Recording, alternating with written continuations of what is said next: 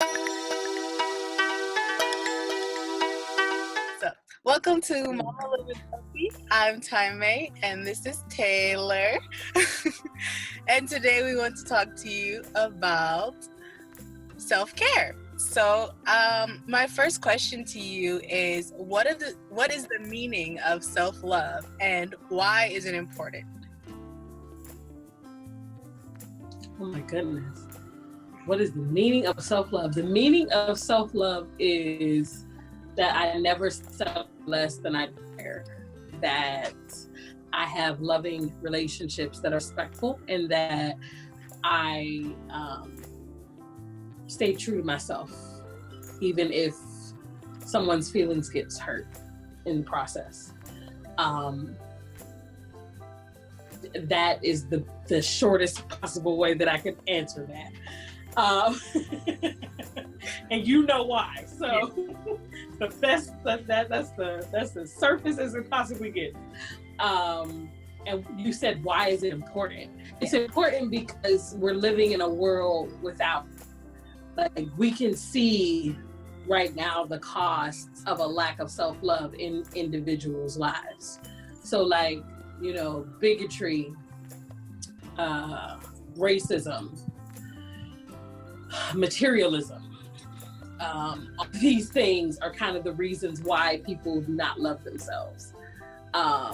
And some of it, or a lot of it, is out of our control. And in the work that I do around self-love, it kind of shows you the defining way that is really true to yourself, as opposed to living for other people's standards, rules, way of life, and really living for yourself. So it's a rebellious act. I hope I answered that. Beautifully put. You did. Okay. Okay. My next question is, in what ways can people practice self-care? Well, before I answer that, I will say that self-care is a part of self-love. They're not two separate things. All right. How can people practice self-care? It depends on what you need. I think it's about first checking in with ourselves, asking ourselves what we need. Self-care is a mind, body, and spirit practice. So if you don't know what you need, you could be really focused on a certain type of self-care and really not be nourishing yourself at all, because that's not what you need right now, if that makes any sense. Yeah. So I think a lot of times people try to practice self-care like they see other people practice self-care. And again, that's not what you need. So, I mean, maybe it is, but typically it's not.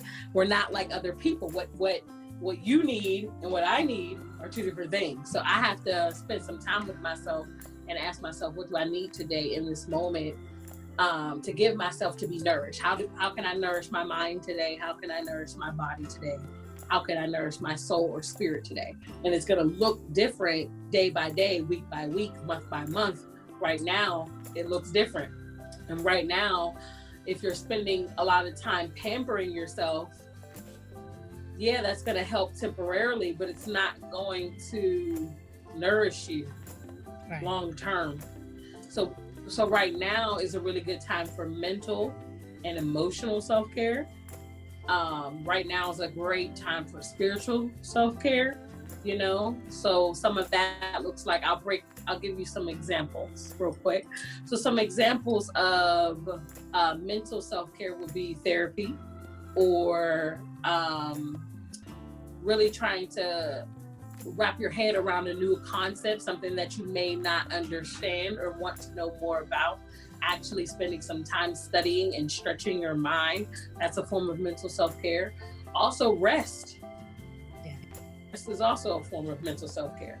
And then we have like emotional self-care, which is all about how we're feeling. So are you checking in with yourself? Are you asking yourself how you feel? Do you even know? Another form of emotional care would be like journaling and actually writing things down that you're thinking and feeling, and actually, processing it that way. Emotional self-care could be expressing your feelings to people who need to hear how you feel. So that's another form of emotional self-care. I could go on and on. Spiritual, spending time in nature. If you're a naturalist like myself, I want my feet on the grass. I want them in the dirt. Being connected to this earth is helping me to feel safe and grounded, considering everything that's going on in this world right now. Spiritually, if you're someone who practices a religion, self-care, devotions, Bible studies, so to speak, that's all spiritual stuff. But you could also be more of a healer, or more spiritual over religious. So there's tons of things that we could talk about all day long, but I say all that to say, don't practice self-care the way other people practice self-care. Practice self-care the way that you need, and go deeper than pampering. Because yes, pampering is a type of care, but it's real surface, okay? Like that's as far as it goes. Beautiful. Okay, so with that being said, what is your role as a heart advocate, and where can people find you? As the heart advocate, I created this safe space called the Heart Advocate, where I provide activism, I speak on self-love, and I provide individual virtual self-love therapy and programs.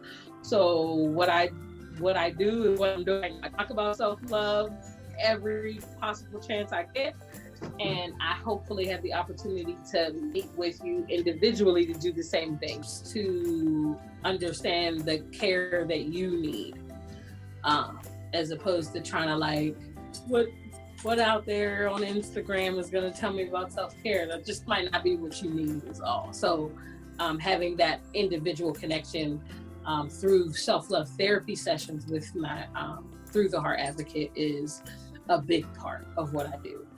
You can find me on Instagram at Heart Advocate. You can find me on Twitter rarely. Heart Advocate. I don't even know it. I'm also on Facebook, Taylor L. Pinkston, and in my virtual support group, Healing Over Everything, on Facebook as well. So that's where you can find me. Oh, babyhoodjourney.com. Beautiful. Okay.